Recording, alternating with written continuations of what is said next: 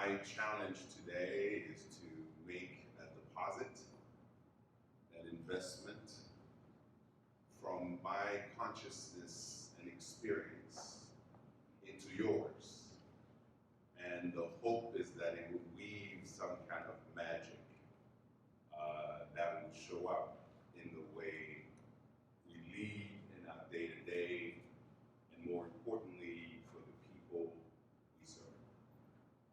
So I got to start off right. So let's go in Swahili mode for a second. Jambo, everyone. Jambo. Come on now. I know it's early. Coffee hasn't kicked in. I get it. Let's start it one more time. Jambo, everyone. Jambo. I appreciate the enthusiasm. Thank you. It's great to be surrounded by Swahili speakers. Always. My full name is Lukusa Badibanga Radja François Benjamin Fariala Benoit Lou, but Lou for short. And I start every conversation with gratitude. Right now, just looking into the room, seeing some familiar faces, people that I respect, admire, and have worked with. It's been an awesome, awesome experience. I see Marco, I see Jack, I see Doug, I see Dan, I see Shaloni, I see a lot of people that I've worked with in the past. And I appreciate the opportunity to continue this conversation with you. The reason I start with gratitude is my story, my personal story, came as a result of strangers helping. My father left the Congo, Central Africa, in 1967 with the help of Presbyterian missionaries. He took a chance on a 19-year-old man and gave him an opportunity to go from Congo to the College of Worcester in Ohio. Fantastic liberal arts college. Congo to Worcester, that was like an express lane, used to happen all the time. My mom, the smarter of the two, she got a scholarship in '68 that took her from Congo to Vassar College here in New York. And as fate would have it, they actually met for the first time in the US. Here are two people that are probably a 2-hour plane ride away in the Congo, have to come all the way to this country to meet.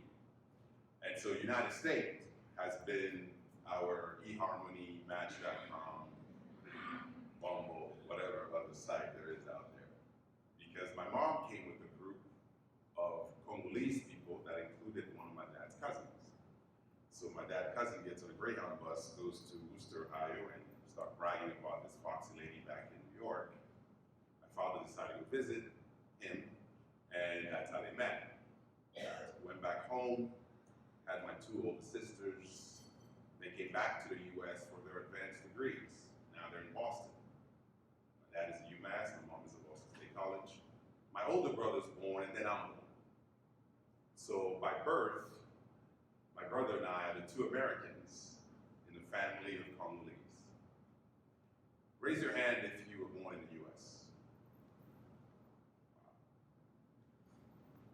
Now raise your hand if you chose to be born in the US. That's why I start with gratitude. The reason I start with gratitude is we win the birth lottery without even buying a ticket.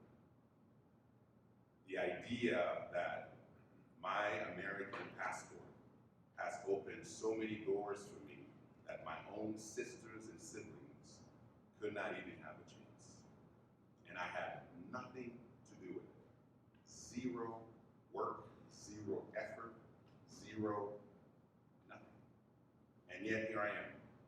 I have an easier path in life just because I happen to be born in Boston. And from the hands that I just saw, this is a pretty lucky room. Because my question can be, why did we not choose to be born in South Sudan? Why did we not choose to be born in the Congo? Reality is, many of us already inherited so many blessings, and now we have the opportunity to bless others. the way we say it back home, when you take the elevator to the top, always send it back down to others, for someone else. And so I am deeply humbled and grateful for the collective genius in this very room. I bet you if we were to tally up the years of experience in the sector that you're in this room, it would be an astronomical number. And the fact that you have made it your career, your life's work, to help those who need us the most, I'm grateful for that. I understand the challenges that you face every day as leaders. You do it in a fishbowl. The climate is always challenging, demanding, take, prices. In fact, even as we speak, I'm sure right now, your inboxes are going crazy. Things are piling up as we speak. Between breaks, when you open your phone, I'm sure you're going to find another 30, 40 emails as we speak, needing your input. So I appreciate the fact that this room is filled with people that have made it their career to make a difference. And as a person that comes from the bottom, I have appointed myself as the ambassador of the underserved. So on behalf of the people you serve, we serve, I say thank you. I begin with gratitude. But today's conversation, as Shaloni talked about, is about recruitment and retention. Hello, somebody. Recruitment and retention. Everybody saw the movie Field of Dreams, right? Kevin Costner. If you will build it, what's the other? Well, we tweaked it, right? Now we're saying, if you build it, they will stay. They will stay. But before we get into that, as Shaloni pointed out, let's talk a little bit about a mind shift on business as usual in our sector, in the nonprofit world. Because there are a lot of fundamental things that we've just adopted year after year, decade after decade, I would even say sometimes century, that sometimes go unquestioned.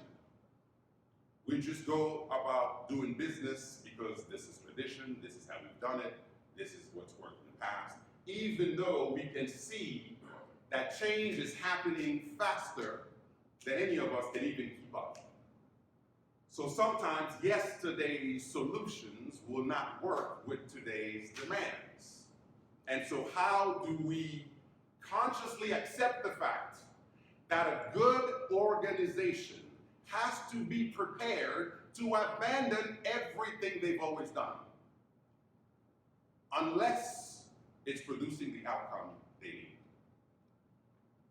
So being prepared to let go of everything is a starting point for us to actually explore every single option we have in our toolbox to answer that question. But many of us are so tied to what we've always done, and so sometimes that can be a challenge. So I'm starting with the foundation of letting go, so that we can actually have room to challenge, question, and look at every opportunity to recruit and retain the best talent.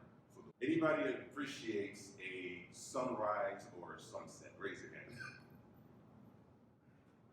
Now, why do we still talk about that? You and I know that the sun doesn't rise. You and I know that the sun does not set. It's the earth that moves. But why do we keep talking about sunsets and sunrise? Why are we using the verbiage sunrise and sunset when we know that that doesn't exist? Why? What's wrong with us? Are we crazy?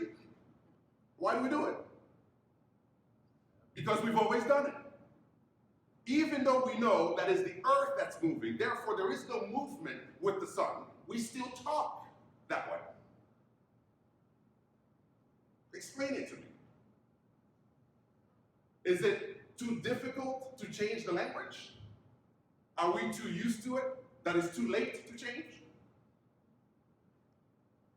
Why are we talking about sunrises and sunsets? Nonprofit, the model itself, ladies and gentlemen, the very foundational model is built on what we're not. I mean, think about that. Our very identity is built on what we're not. Hi, I'm not a crook. Did I tell you who I am? No. I just told you who I'm not. And how can that be my identity? Why are we defining ourselves by what we're not? Hi, I'm not white. Okay. What does that actually mean? A lot of things go unquestioned. Socrates reminded us that an unexamined life is not worth living. That means everything has to be challenged and checked. Now, we might keep it, but we still have to check. We cannot just continue just because we've always done it. The same way I talked about the sunrise and sunset. The very model, the very foundation has to be challenged. Because our identity will always make us correlate the behavior that match it. How we see ourselves will reflect the way we talk. Tell me if you've heard this story. Nonprofits. We are asked to do more with less. Anybody heard that before? We are asked to basically stretch every resource possible. Anyone heard that before? The checks and balances, all of the over-regulations that we deal with, every single penny. All of us have hearts the size of Mother Teresa, and yet the mechanism, the vehicle to actually execute on these ideas are just stifled. And somehow, some way, we're not looking at the very foundation and blow the whole thing up and rebuild. Why are we continuing this dance? Oh, we're just a nonprofit. Scarcity model, never abundance. And so that shapes our very behavior in all aspects of our organization. The way we approach businesses, the way we go to lobby and advocate for our people. All of it is shaped by how we view ourselves, because our identity, our very brain is wired to have us correlate behavior with the way we see ourselves. I talk to small businesses. Small business does not mean small-mindedness. People embrace that identity and their behavior remains small. The very model of nonprofit keeps us in a frame of mind that is built on scarcity. And we're always approaching things from a position of weakness, not a position of strength. And that's a real challenge. That today, I'm hoping that we can just begin the opportunity to shake the tree up a little bit and be open to new ideas and challenging old ones. Now, those who will survive, great. But those who won't, let's get rid of them. Because at the end of the day, when elephants fight, it's the grass that suffers. It's not us. Anybody in this room is probably okay. But the vulnerable, the people that we serve, they are paying heavier consequences every day based on our action and inactions. So therefore, we have to look at everything. We're only married, we're only attached to the outcome. That's it. We're only attached to our core values. These two are non-negotiables, but the rest, everything, can be challenged. Everything can be challenged. So that's why I'm starting with kind of a shake-up before I even go into some of the points that I want to share. Let's look at the very foundation, because how we identify ourselves usually determines how we behave. You've heard the story of the frog and the scorpion. Parents, I'm sure. There was a flood, and the scorpion was basically looking at death, certain death, and because obviously the scorpion couldn't swim. And the scorpion sees this frog and says, hey, frog, I need your help. Can I get a piggyback ride on the other side of the river? And the frog is like, I don't think so. I know who you are. You're a scorpion. No way. And the scorpion makes escapes. Like, oh my God, please understand that if I stung you, I would drown. I need your help. And by the way, if you do me this big favor, I would actually start protecting you. You guys would be our best friends. And the frog thought about it and fell for it. And said, all right, I got it. Come on. Barely halfway, the scorpion stings the frog. Now you got poison going through the veins of this little frog. And the frog looks at the scorpion and says, wow, I do you the biggest favor. And not only am I going to die, but so will you. Why would you do such a thing? And you know the answer, right? Because I'm a scorpion. And that's what scorpions do.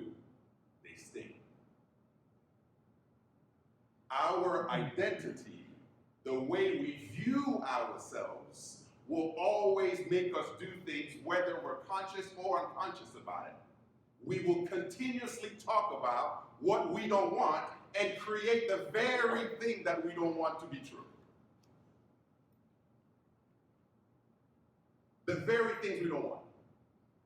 Race car drivers, they tell us this all the time. If you don't want to hit the wall, don't look at the wall.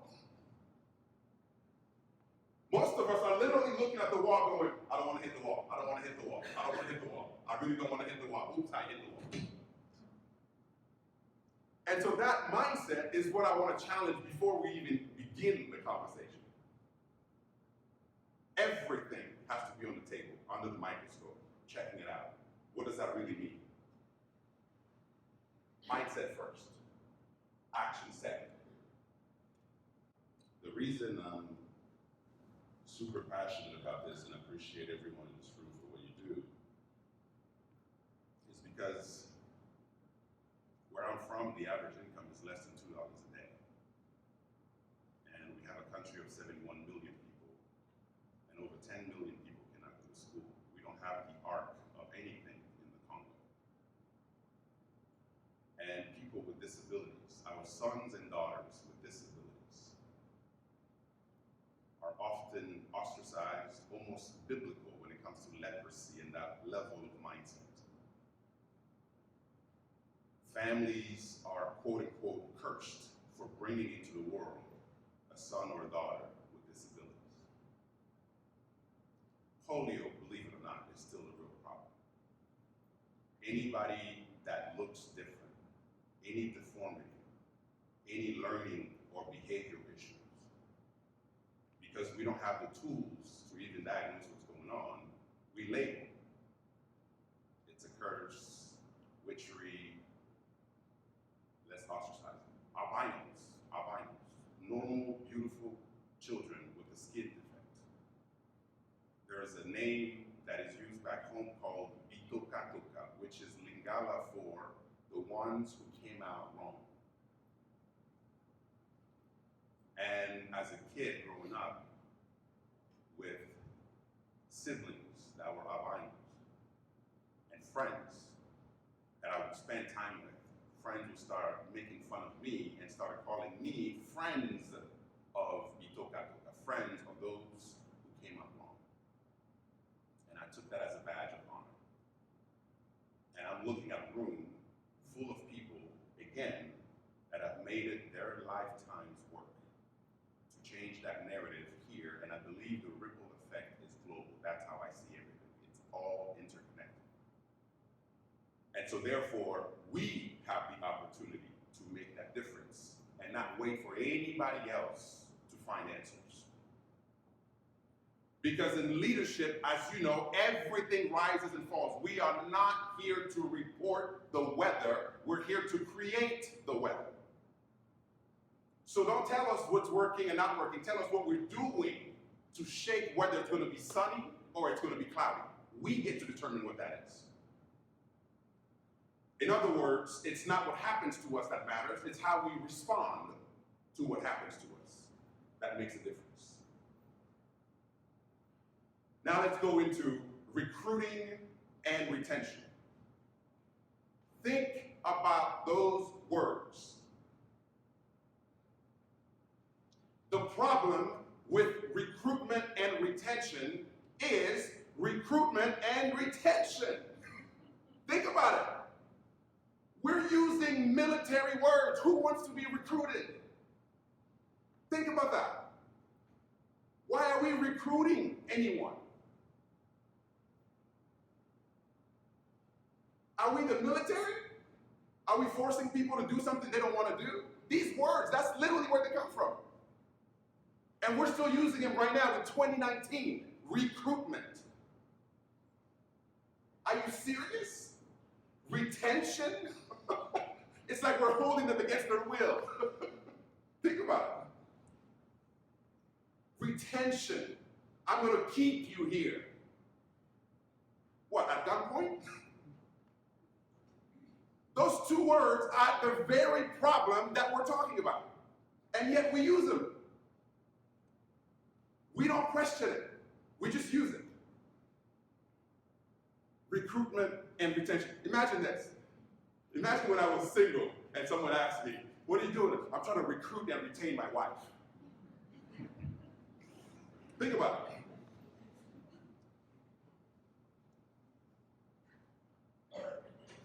Hey, I gotta do some recruiting. Hey, honey, how you doing? Now I gotta do some retaining. Let's make sure I keep her.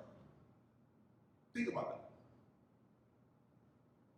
So the very mindset of what we're talking about is the problem. The hell with recruitment and retention, ladies and gentlemen. Let's replace it with attraction and engagement.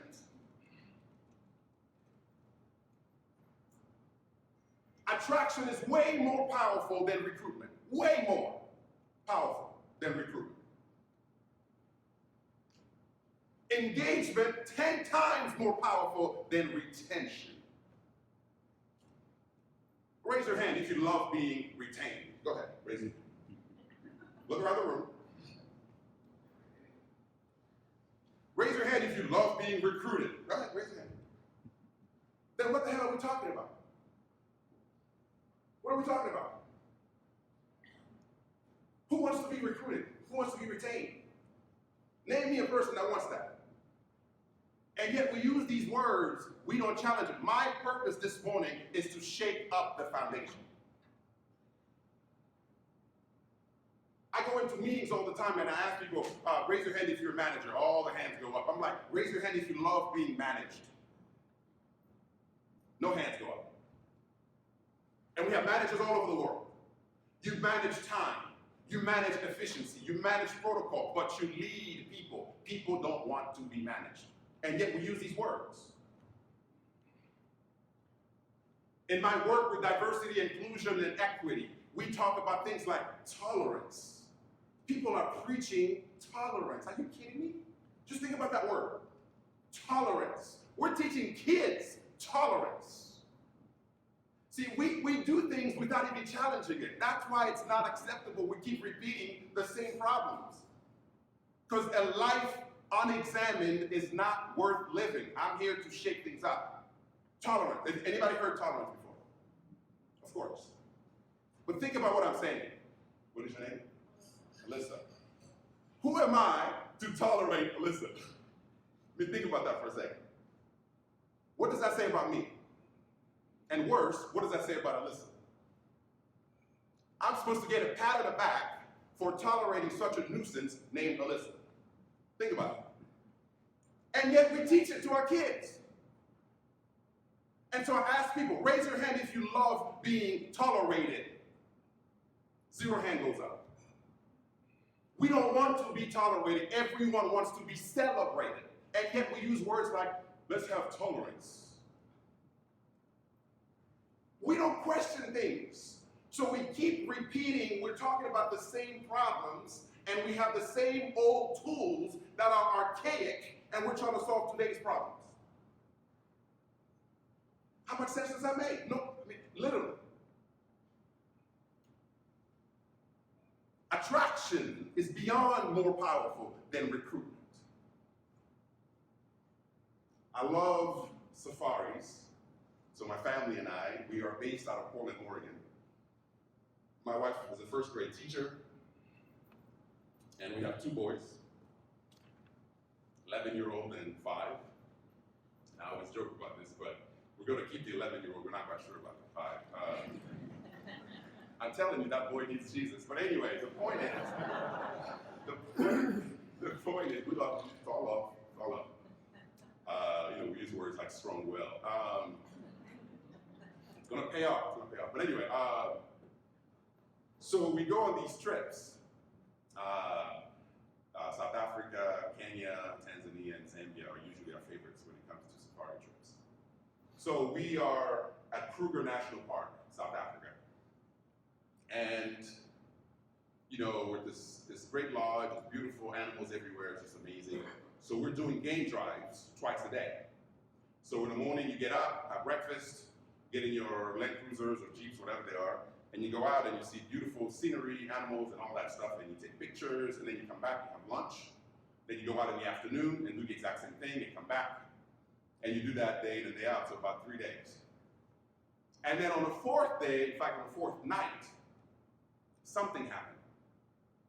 The folks at the lodge, the team, they were like, well, we're just going to give you a 5-course meal under the African sky, stars everywhere. And here we are in front of a water hole.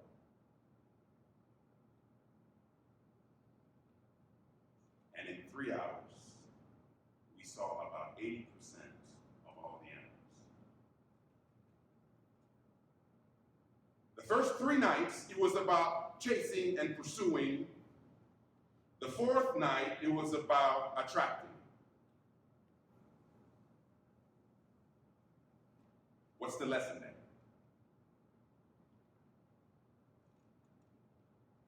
I'm asking you to turn your organization into water, because water does not chase, water attracts.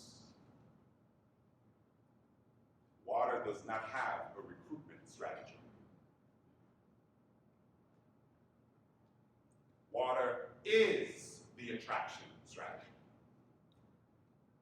So the real question is, how do you turn your organization into a water hole?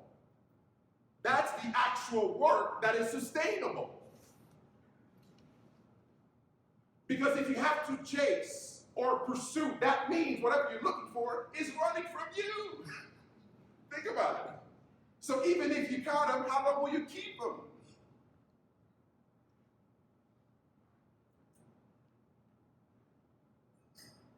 But if you change the culture of your organization and create the kind of organization that is just like water, animals will show up, people will show up.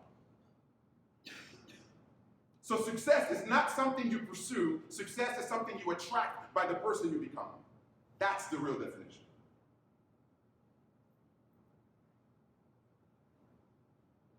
We're not here to pursue or do any kind of crazy recruitment strategy. We're here to create attraction strategies.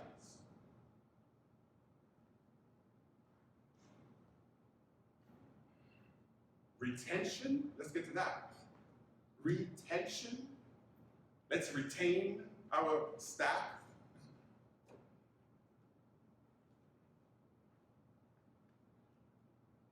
You and I know that in our sector, it's usually the mission, the purpose, the cause, the difference that brings people in.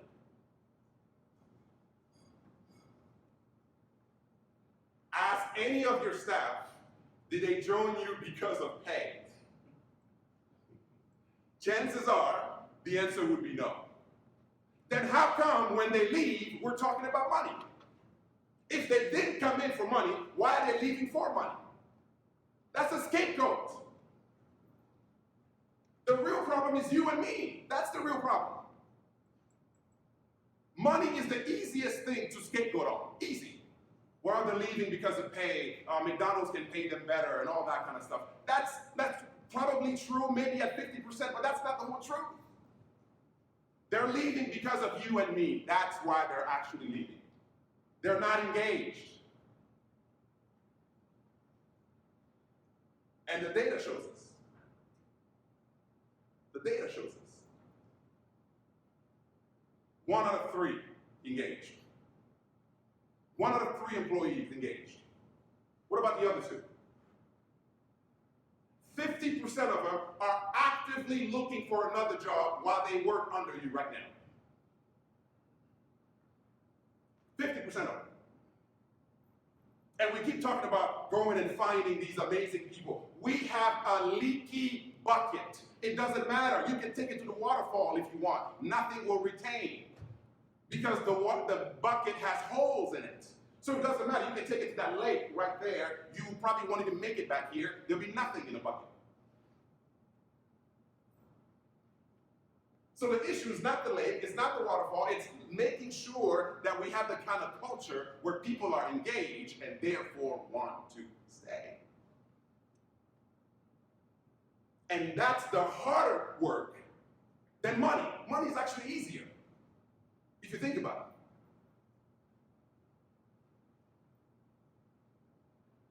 it. It is not our resources that limits our decisions, ladies and gentlemen. It is our decisions that limit our resources. Money is not the issue. We are. They did not join us for money. So why are they leaving? Most people, interviews everywhere, right? Think about onboarding and exit interviews. When they're coming in, what are they talking about? Oh my God, I saw you at this event. I believe in your mission. My daughter went through your program, or my uncle. Like, they come because they know how amazing the organization is. That's why they apply. Now, look at exit interviews. See, people join us for our mission, but they usually leave because of their manager, supervisor, coworker. That's who they actually leave for. Because 9 out of 10 times your mission doesn't change. The purpose doesn't change, so why do they leave? So talking about money, sure, it's an issue, but that's a scapegoat. How do you create the kind of culture that will close or fill the holes in the bucket? We have leaky buckets, ladies and gentlemen. Let's just be real. And that's the real issue to begin with, because we can control that without any additional funding. 0. An organization that will attract and engage, those are the words I use. Their staff is an organization that has a pulse on everything that's happening with their team, and has a system to have that pulse. That's an organization that actually knows their employees.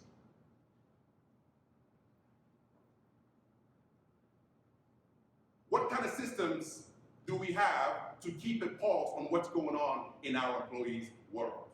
What are the changes that are happening in their world that we don't even know about, that they're considering another job, and that we'll find out when it's too late? How many opportunities are you giving your employees to share, to give you feedback? And I don't like to use the word feedback, to give you feed forward.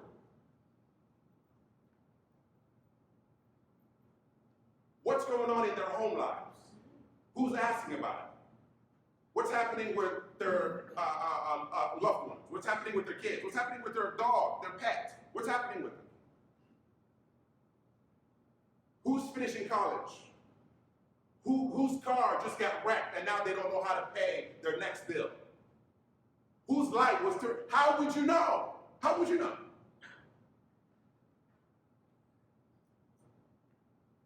How would you know?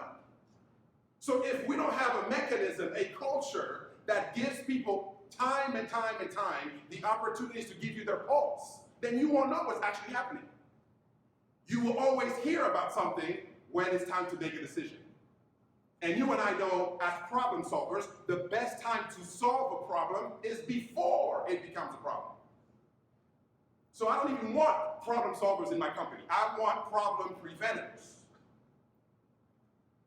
Because problem preventers are the ones that can actually see things before they become worse. Strike while the iron is cool, not hot. That's the mindset. Striking while the iron is cool. Because it allows us to see things before they become worse. Native Americans, they've taught us this. Pay attention to the whisper so you can avoid the scream. Who's paying attention to the whisper? How connected are we to the pulse of our organization? These are the places we can start today. Today. It doesn't require a new law. It doesn't require some legislation activity. It doesn't require any of that. It doesn't require an extra fundraiser. It just requires all of us huddling, coming as a huddle and looking at what we can do. I always use the keep, stop, start tool. It's the easiest, simplest tool I've ever used. Gather your cabinet. Gather your team. Ask them, what are the 3 things that we do well that you want to see us keep doing? List them. Right after it, ask them, what are the 3 things that we suck at that you want to see us stop doing? List them. And the only reason I'm saying 3, it's been proven in management and productivity training, if you have more than 3 priorities, you have none.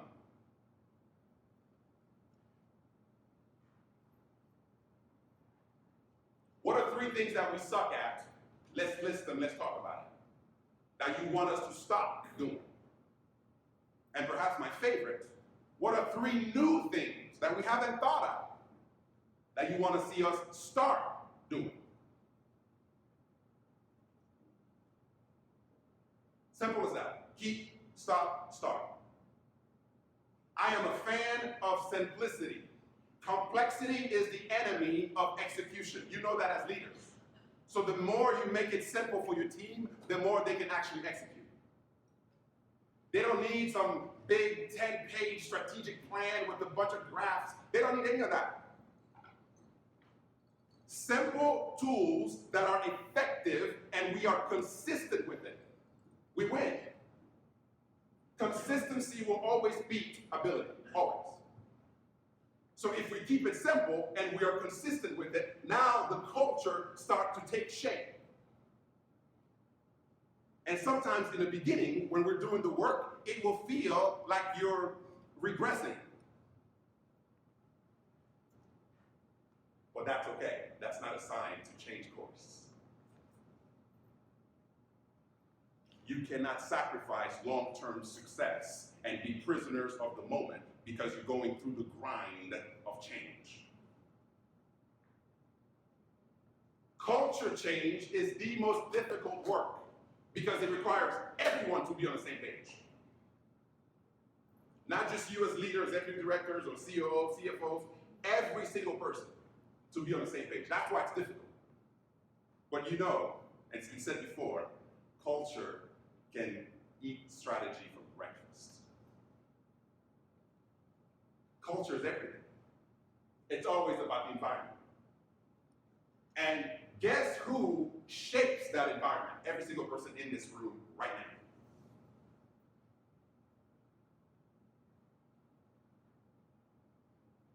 That's the real challenge. How do we begin the work? Back home, we had pretty much very little to do, and so we had to be creative coming up with games and things to keep us busy. And one of them was clear the stick. There it is. And amazing. There should be an Olympic sport for this. So clear the stick was basically us moving around. You grab like a little branch and you put it on the ground, and the objective was to clear the stick. So just jumped over it. And then they would raise it about mid-calf, okay? You jump over it. And then they'll go knee-high. Back in the days, we were still athletic and strong, so we'll do that. And then they'll go mid-thigh. Just a few of us could actually do it. And they'll go hip. Now, all of a sudden, here we are. The stick is right next to my hip. Now I have to go back. So that I can create momentum so I can actually clear the stick. But in the process of going back, it would feel like regression. It will feel like things are not working. But it's regression for progression. That's why it's okay. You are going back so you can go forward. So when I'm talking to you about shaking up the foundation, that's heavy work. People don't like it. I would happily sacrifice the next 3 years for the next 50, easily. I will take the hit that will come for the next 3 years while I really change my organization so that we can guarantee the next 50. But many of us will sacrifice the future for the short term. Get messy, because here's what's going on. You have a shaky foundation, but you've invested so much. Now you've put, 67 floors on top of a shaky foundation. Now you're almost out of money, and the goal is to go to 100 floors.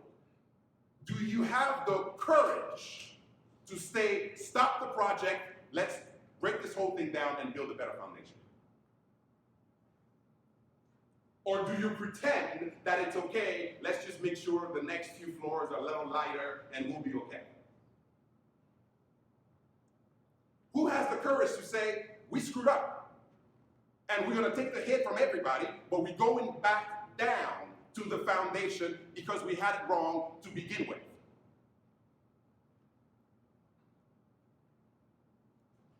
If the playbook is flawed, then let's scrap it.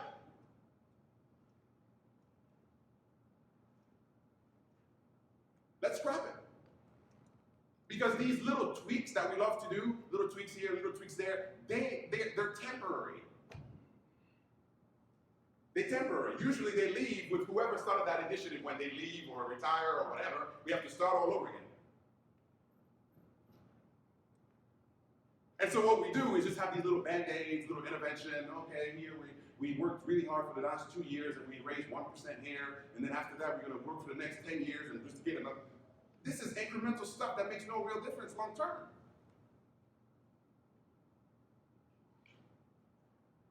We started a school serving underprivileged children in the Democratic Republic of Congo. This is 17 years now. We started with 198 boys and girls. Now we have 2,034 students, from kindergarten to high school, clinic adjacent to the school, and trying to build more. So here's what we find. We get excited that we're 2,034 students. But we look outside, there are 8 million kids that can't go to school. So the need, as you know, is way greater than our efforts. So what do we have to do? Now, we do an audit. Now, mind you, I'm from the Congo. My father's from the Congo. This is our home. We did feasibility studies. We talked to people in the rural areas. We built a school. Now we do an audit. And we're looking at the fact that unemployment rate between ages of 16 and 35 is over 55% in the Democratic Republic of Congo. So as great as education was, that diploma wasn't doing a damn thing. Do you know how difficult that is to take? When you're working your tail off and you get all of these kids to receive a diploma, to have a great education, and now they're walking out with the diploma going, what do I do with this? No one is hiring. What was the point? Like I said, we are always attached and married to the outcome, not the process. Here's everything can be shaken up. Because the value of education was not just them learning a bunch of stuff and feeling good about themselves. It was supposed to be for self-sufficiency. It was supposed to be to start enterprises, to be critical thinkers and change Africa and change the Congo. That's the outcome. That would never change. But the process had to be changed based on our audit. So traditionally speaking, we come from a rote learning background where students are just empty vessels and teachers are know-it-alls, right? They treat us as empty vessels and they bring knowledge, and our job is to regurgitate whatever they tell us so we can pass the grade. That's the model. So you have a bunch of employees' mind, you have a bunch of robots who just go out and execute whatever they're told. No critical thinking, no ethical leadership, nothing like that. It's just execute whatever they're told. This is the model we have to scrap from scratch. We fired 47 of our 66 teachers because we didn't like that model. We took a hit, but we knew why we were taking a hit. Second, we looked at the tracks that we were offering our kids. Pedagogy, so learning how to be a teacher. Mechanical engineering. Accounting, and I think I can't even remember, biochemistry. These are the tracks that we were given. But here they were, unable to attend college, unable to find a job. So what was missing? Business acumen. Why go get a job when you can create a job? How do we now build entrepreneurs because they can take matters in their own hands versus waiting for a company to take pity on them? So we have to scrap the model once again. We go back and we say, okay, starting the junior year, we're going to do a cohort of first 100 students and teach them business acumen for an entire year, and at the end of which we will provide them seed funding to start a business. Because self-reliance is by far the highest form of human dignity that you can give someone. And so now, at the end of the year, we almost had our own, Congo Shark Tank, right? These amazing young folks. In fact, we call it the leopard's lair, keep it cultural. And the idea was to help these young folks start their own businesses, based on an audit looking at things that weren't working. So don't be afraid to scrap everything you're doing. Every single thing you're doing. And start over. That's the true price of leadership. Taking the hit. It's not about what happens. It's about how you respond. And that's a real challenge, even in our sector. So, Shaloni, please forgive me for actually putting down recruitment and retention. I didn't even want to put that down. Reality is attraction and engagement. So I would love to hear about your attraction strategy, becoming a water hole, and your engagement strategy. Numbers continue to show us. And by the way, here's the sad news. We're talking about the people that are leaving us. Guess where they're going? To other nonprofits. Over 50% of them, the data showing. So who's really the problem? Over 50% of the people that are leaving us are staying in the nonprofit sector. So who's to really blame?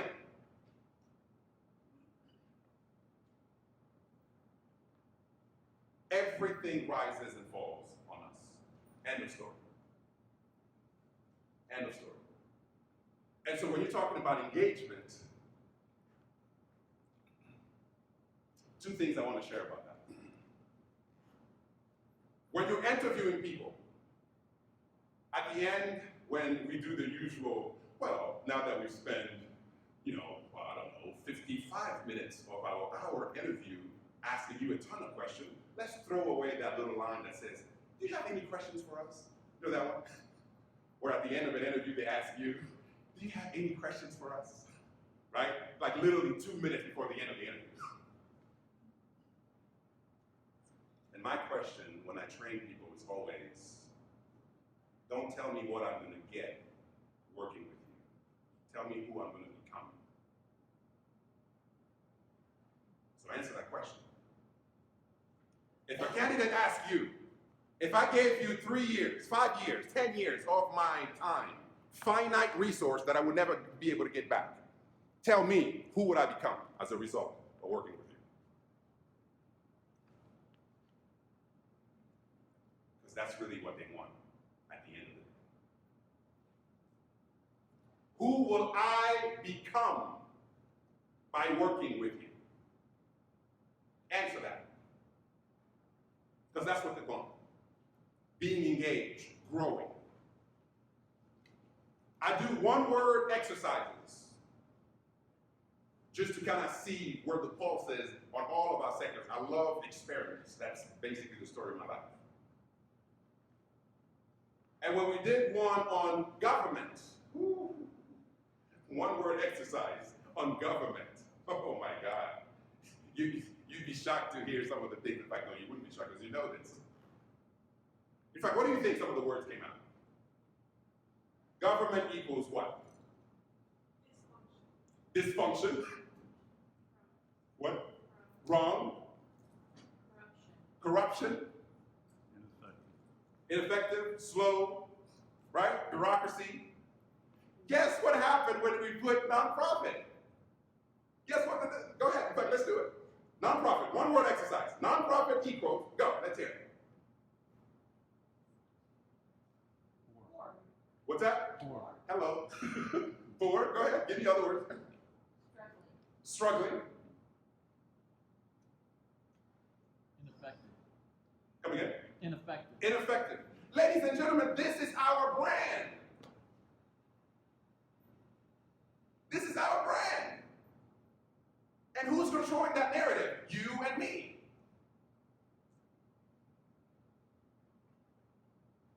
So if we disagree with that brand, what are we doing? Every time we do those word exercises, it is quite telling who people really are versus what they think they are. Now here's the catch. When we do the one word exercise on happiness, it's amazing to see how simple happiness really is. Growth. Happiness equals growth. So guess what your employees actually want? Growth. Growth. They want to know that they are better today than they were yesterday. End of story. End of story. Because in life, we're either climbing or sliding. There are no in between, no plateaus. No plateaus. So the first of the 3 things I'm going to ask you when it comes to engagement, be the best at getting better.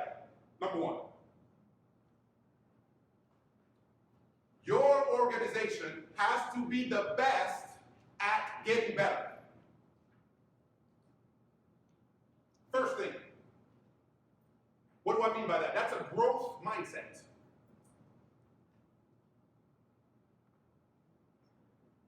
Advancement, workload, opportunities. We all know what motivates human beings. Ladies and gentlemen, we have 150 years worth of data on what motivates people. So it's not news, it's not something we need to research. We already have the data. The data is in. So all we have to do is execute on the data.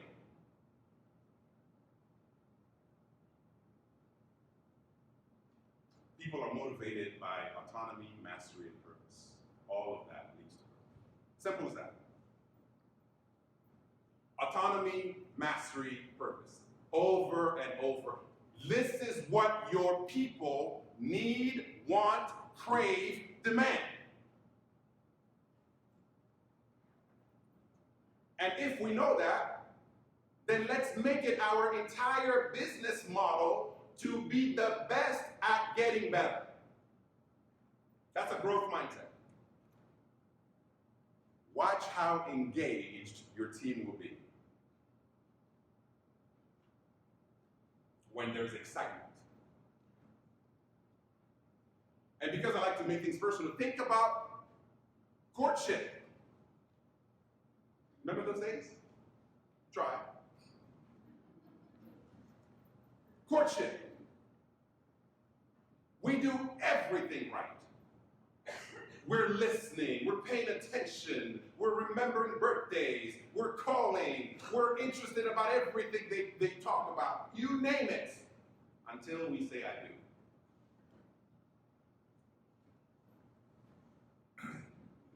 All of a sudden, what do? We start taking people for granted. We start going, they're there. We start using words like making it work. Have you ever heard that? I mean, look how low the bar is. I want to make my marriage work. I mean, listen to those words. I want to make my marriage work. That's the new bar. I want to save my marriage. Let's stay together for the kids. We've already invested 30 of our years, so let's finish it anyway. It will be too hard to go through the divorce battles, so let's stay together anyway and avoid all that. So we no longer do what we did, which, by the way, courtship means advertisement. Because this is what they're falling in love with you for. So you're basically saying, with this model, that's what I promise. And so, of course, they jump in. And the minute they jump, you stop doing what you used to do, and now you go like this.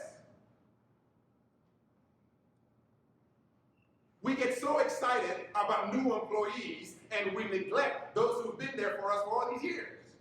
We make a big deal, onboarding, new one, let's walk around. And what about those who've been there for 10 years?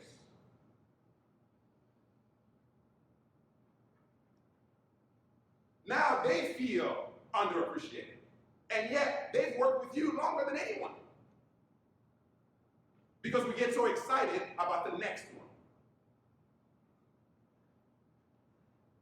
And so we neglect those who are there. I'm part of the Rotary world. I'm with the Portland Pearl Rotary Club for the past 11 years.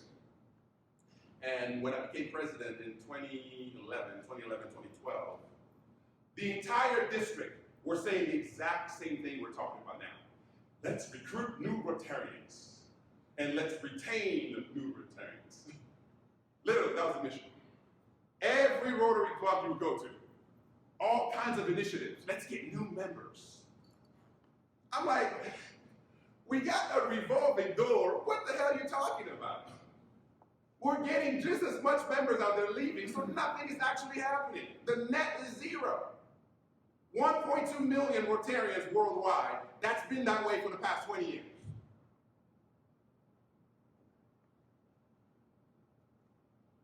So my challenge to the district, I said, the heck with new members. That's not my job. Let's plug the holes on this leaky bucket. That was my job first. So what I first did was, how are we neglecting those we already have? Because once we figure out what to do with what we have, that's what gives us license to actually get new people. Why would you invite someone into a sinking ship? That makes no sense. So your first job is the hell with new ones. Let's make sure this is the kind of organization that is top-notch. Then that should give you access and privilege to go after anyone else.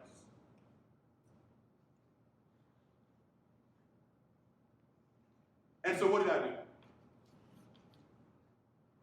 Did a survey, engaged every single Rotarian, 87 of us. What keeps you here? Why did you join? What are we talking about? How can we make your experience better? Any committees you want to sign up for? What's actually your passion? We did a passion survey and interest matching. Did that for years. In fact, I even created the first ever past president's gala, where we celebrated our history, those who've been there, those who've given the time, those who've participated in Rotary. That's how you start. Because once our ship was in order, it's more attractive to anyone else. So we skip this step and go after people when we don't even have something that works. When you're going after a loan, buying a new home or remodeling or whatever, why do they ask you for tax returns? They want 2 years, 3 years of your tax return. Why? They want to see a pattern so they can predict the future. So show me your attraction and engagement tax return. That's what I want to see. So that I can gauge what the next 50 years will look like. So if I'm collecting that, what would I see from your organization? What kind of tax returns do we have when it comes to attraction and engagement? That will tell me whether or not you qualify for the loan. And that's my best predictor.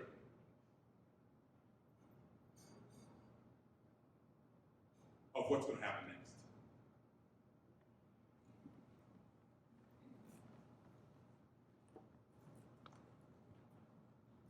So the first one again was be the best at getting better. Culture, culture, culture. All 3 points are around culture. Second, I already mentioned, but it's worth going over. Keeping the pulse of your staff, your team, your family. Giving them every single opportunity they can to share with you what's really going on. I use the Keep, Stop, Start as a great opportunity to engage them for sure. And then next are guiding principles. Oh, look out. You cannot have a real, well put together, functioning, high functioning culture without core values and guiding principles that everyone can repeat even in a 2 o'clock phone call, a.m.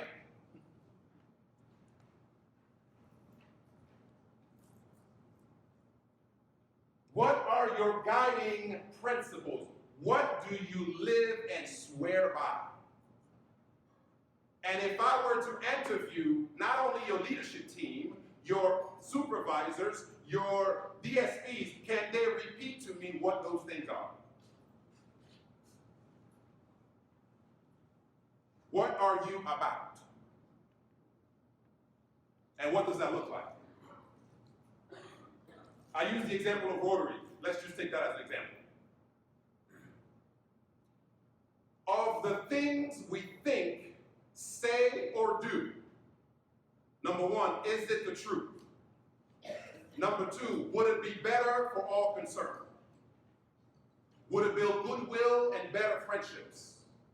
And will it be beneficial to all concerned? That's the 4-way test. To be a Rotarian means that you live by those 4-way tests.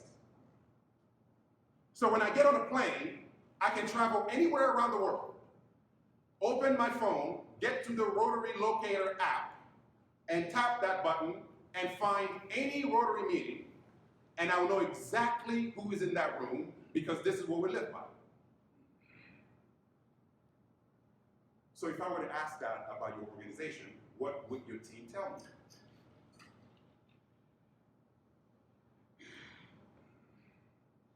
What do we live by?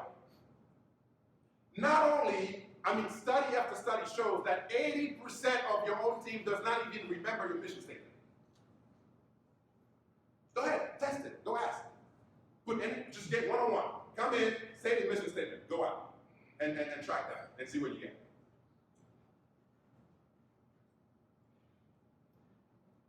So then in addition to that, What is the way we do business here? What do we live by? And by the way, if you have more than 5, that's a little too much. People cannot retain that much. Keep it simple. 3 is ideal, but 5 works. But create those anchors, as I call them. Africa and America. This is my story of duality. And the way I put it and the way it has happened in my life. Africa has given me my roots. And America has given me my wings. Roots are who you are. Wings are who you can become. When I'm talking about your guiding principles, I'm talking about your roots. What anchors you in this crazy, ever-changing world? What are the non-negotiables? This is who we are. This is what we stand for. And then, what stretches you? How do you outperform yesterday every day? That's the wing part. Who are you? That's the roots part. All the principles that I share are rooted in my African tradition. In fact, that's why I use a ton of analogies and metaphors and all that crazy stuff. It's based on how I grew up.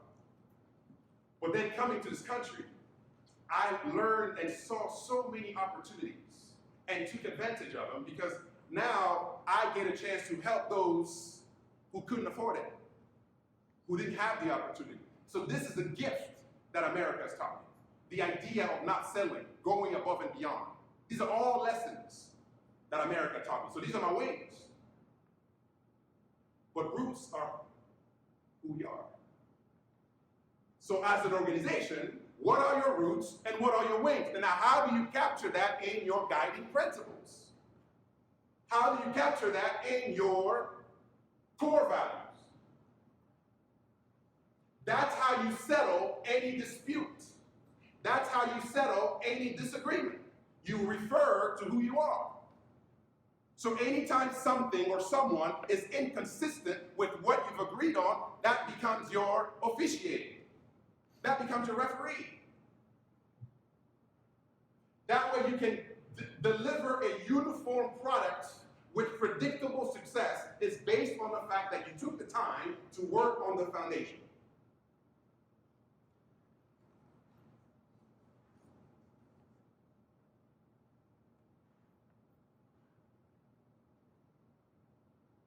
First, be the best at getting better. Monitor the pulse of your team. And then live and swear by your guiding principles. It creates the kind of water hole culture that will attract all the animals.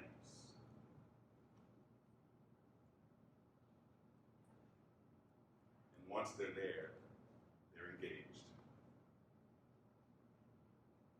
I hope we can retire the words recruitment and retention. And I hope we can adopt the words attraction and engagement. Data, this is not an opinion, data is showing us that people want to be engaged. Cost very little, if nothing at all. Leadership. Leadership. I cannot complain about a problem if I have the tools to create a solution.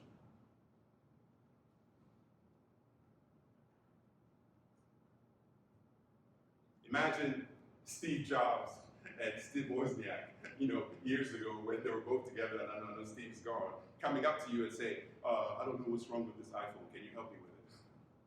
You're gonna look at him and go, wait a minute, it's your iPhone. You know more about it than anyone else, so why are you asking me?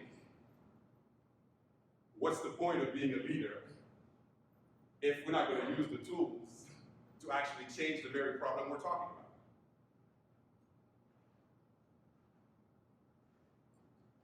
That's my challenge. I want to shake things up. I started with the nonprofit model, which sucks, ladies and gentlemen. 100% sucks. Let's revisit.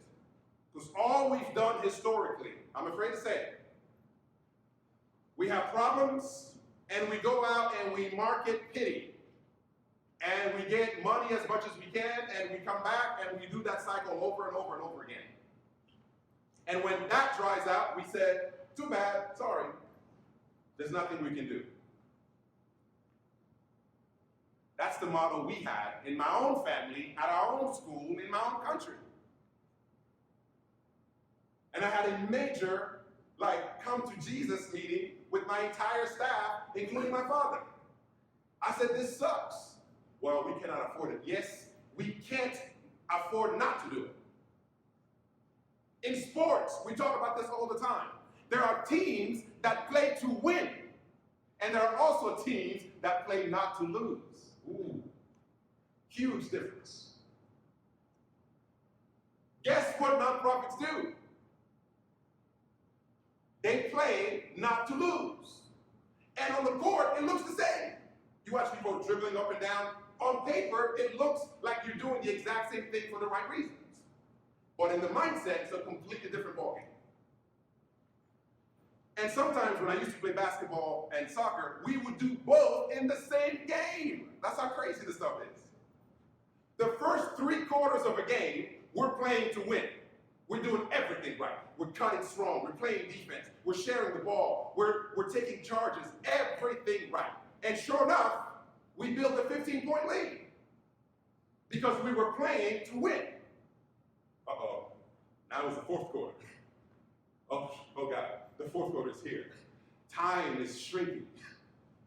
All of a sudden, in the middle of the same game, we shift the mind. Because now we're fearful that, wait a minute, they might come back or we might actually leave this building with a win. And all of a sudden, we start playing not to lose. Now you might go, doesn't that just feel like semantics? No, it's a huge difference. Playing not to lose, all of a sudden, you start hoping that the clock will go faster. You start stalling with the ball. You start playing conservatively. And before you know it, the other team smells blood. And they press on. And 9 out of 10 times, you end up losing the game. That's the model that we play as nonprofits. We play not to lose. There's always a connection between the heart and the brain. Nonprofits have this on lock. We are the experts when it comes to heart matters. I remember when my first boy, our first little guy, my wife and I were at the hospital and they're doing whatever it's called, ultrasound and the thing where you hear the heartbeat. And so the nurse, does the gel thing and then puts the whatever thing, and there's a computer there. And I'm just sitting there just nervous, and you hear, most amazing thing in the world. You hear the heartbeat. You hear the heartbeat. You hear the heartbeat. The beginning of life. We didn't go to hear the brain. We went to hear the heart. That's what we lead with. And in the nonprofit world, that's our sweet spot. Mission, purpose, making a difference. This is what we lead with. We are experts when it comes to heart matters. But now, the heart also needs the brain. Horse, cart. This is not a competition. They are both valuable. But if you put them in the wrong sequence, like the cart before the horse, you don't get anything. But if you put it in the right sequence, you get everything.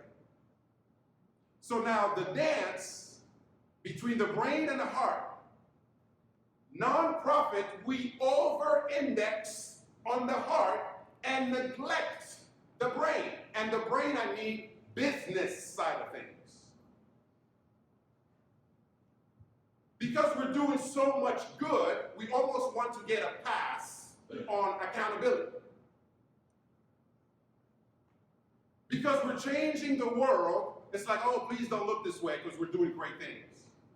And so we are weak when it comes to brain stuff because that's where business acumen should help our heart matters. Many of us in the nonprofit world need to take sales courses. We need to go get our MBAs. We have to be clear on expectation, deliverables, accountability, benchmarks, metrics. We got to bring business, which is brain work, into heart work. Because that's actually what's going to sustain what we want to do. Fundraising. Are you kidding me? Money. Let's be experts at it. It's funny how in the nonprofit world, we can literally have the cure for cancer and be gun shy about it. We have the cure for cancer, but we don't want to promote it. That's too much. We don't need marketing about it. We just have the cure for cancer. If you believe in your product, then world domination should be a goal.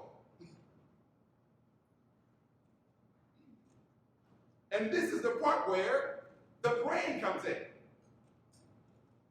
Why are we hesitant?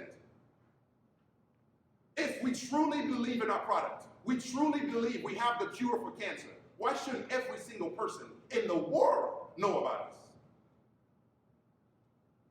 Why should every single family in the world know about us?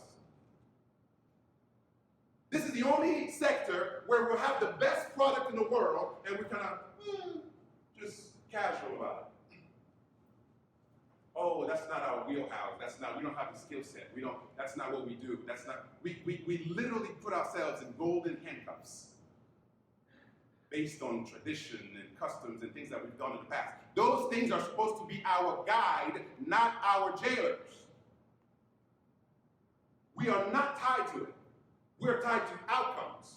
So we will use anything we can. We're flexible with the outcome. We are just rigid we're flexible with the approach, but we're rigid when it comes to outcome. My mission statement: I exist to uplift humanity's consciousness and to add value in the lives of others through my words, my thoughts, and my deeds. That's my personal why. But how do I do it? A million ways. I do it as a founder of a nonprofit. I do it as an executive director of a nonprofit.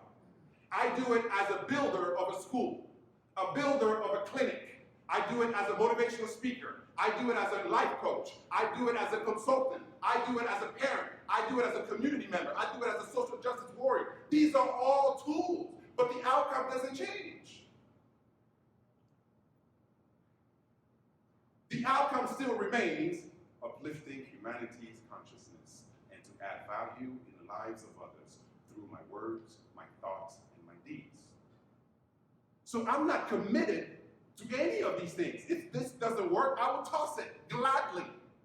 I will always find what works because I'm committed to the outcome and I'm flexible with any approach because it doesn't really matter.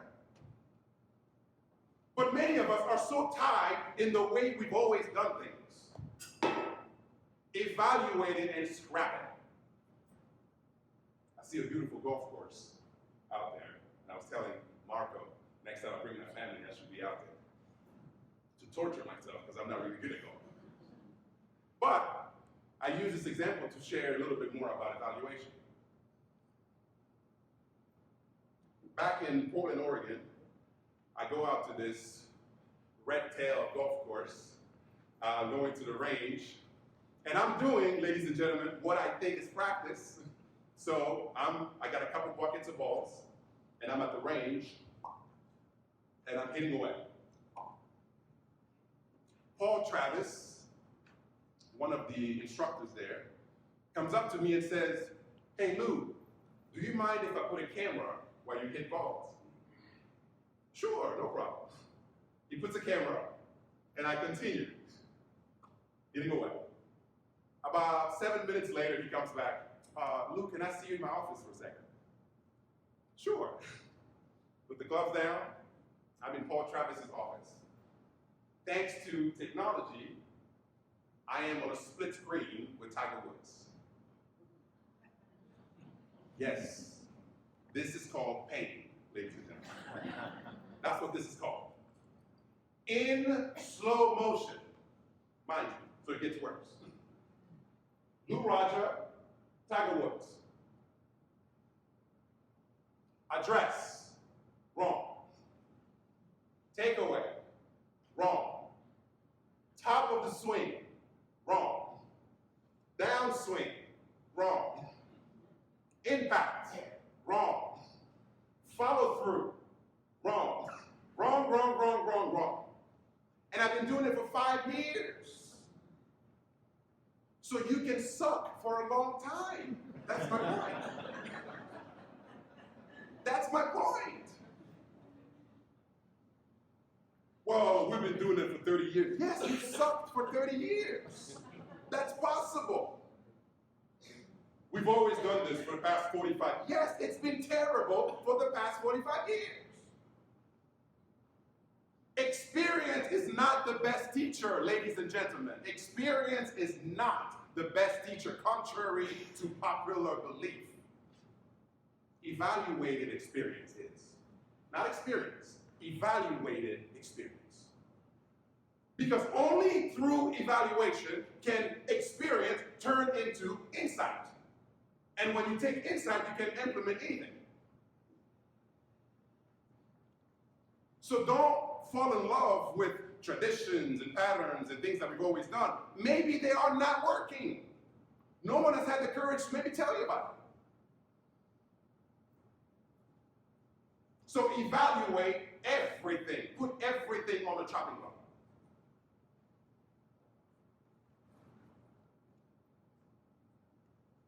That's how we can turn this thing around. Starting with our mindset all the way to here. Taking the right kind of action. Being bold as leaders. Being transformational leaders. And I've seen it. I've been to a few of your organizations. I've seen actual leaders that are in this room that are doing exactly what I'm talking about. Exactly what I'm talking about. So I know I'm preaching to the converted as well, but I just have to throw everything out there just in case one or two things resonate with you as you go about doing your thing. It is with deep, deep sincerity, appreciation, and gratitude that I share everything I share. And I'm not sharing it as some guru or some know-it-all. I'm sharing it as a student of life and a representative of the grass. I know the grass very well. You know the grass very well. Every time I want to take a break, I think about my students. They don't have a break. Every time I'm kind of lukewarm about something, I think about them. So think about our sons and daughters with disabilities. What options do they have? And yet here we are. Beautiful, beautiful setting. Everything is great. I mean, I was calling my wife when I got into the hotel. I was like, "Oh my God, you won't believe this. This place is amazing." I mean, and she's like, "Oh yeah, now I want to bring them all here. Look at us. Look at all this setting." Now think about the people we serve. Think about their challenges. Working all their life to tie their own shoes, or to make a phone call, or to find a job, or to go up 2 sets of stairs. These are their milestones, and then yet look at us. So who are we really working for?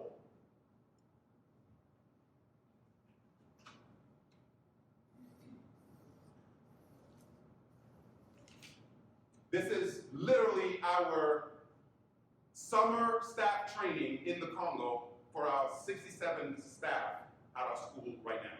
concentric circles. And in the middle, we put student. And I asked my staff, show me your paycheck. And they'll show it to me. And I said, where did it say it came from? And they will read the name of our foundation, because it's on the check. And I go, do you know that that's a lie? They go, okay, are you going somewhere with this? Yeah. We could not fit the names of 2,034 students in a check.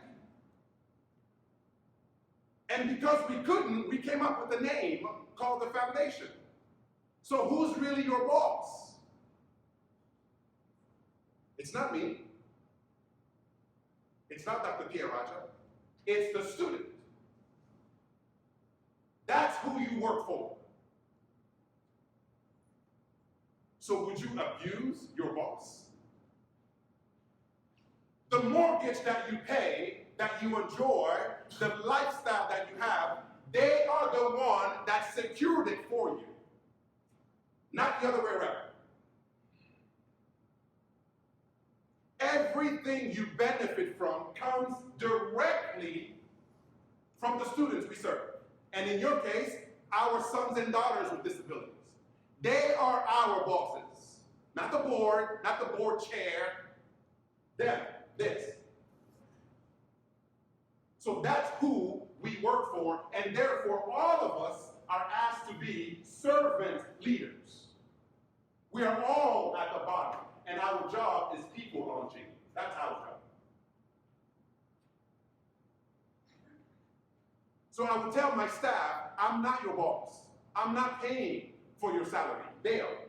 So then when we look at all of the constituencies, we look at staff, community members, admin, board, businesses, churches, and extended family, all of these folks.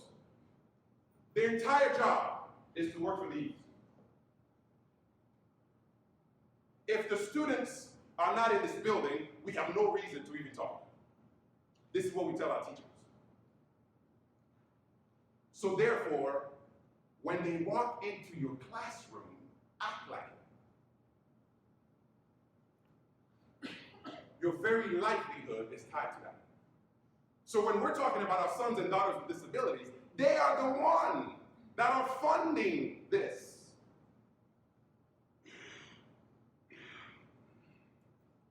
Every dollar we see is earmarked for them. So therefore, they are the reason I'm in this beautiful hotel.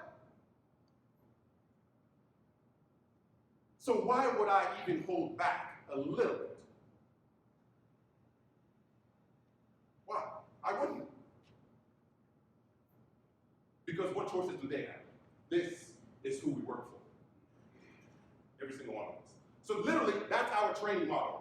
Concentric circles. That's how basic and simple this is. A teacher can literally tell me, I need a new chair. I'm like, perfect. Tell me how that helps our student. We need to paint the wall. Great. Tell me how that helps our student. We need a new blackboard. Great. Tell me how. Everything. And we are so redundant about it. It's second nature now.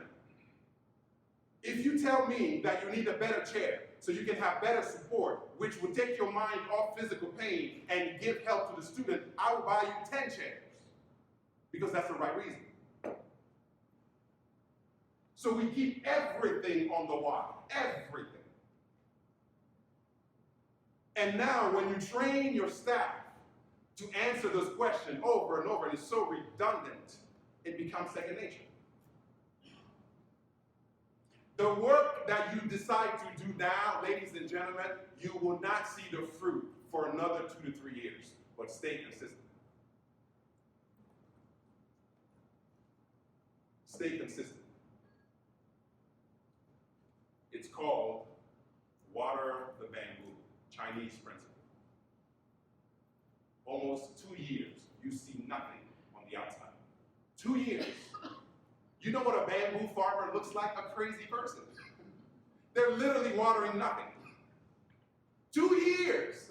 They're watering, and you're walking around like, ooh, this person has lost it. They're watering nothing. And the bamboo farmer knows that roots are building. And when it comes out, 90 feet in 60 days. Think about it. The bamboo principle. Think about how that works. The work that you put in may not be visible for the next 2 years. But when it comes out, look at it. So that means you have to have applied faith. As Dr. King puts it, you don't need to see the entire staircase to take the first step. You gotta trust it and make it happen. So Shaloni, I'm grateful.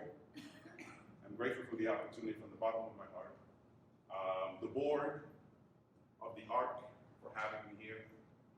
The leaders that I've met in the past, that I've worked with, and some I didn't become friends with, I'm grateful. I appreciate the work that you do, and I'm happy to take any questions from our conversation. But to close it, I always have a call to action before we go into it. And I need your participation on this one, please. It's just 3 easy sentences, and we go into Q&A. Let's take care of our children. For they have a long way to go. Let's take care of our elders. For they have come a long way. Let's take care of all in between. For we have to do all the work. Thank you, Art of New York. I really appreciate this opportunity to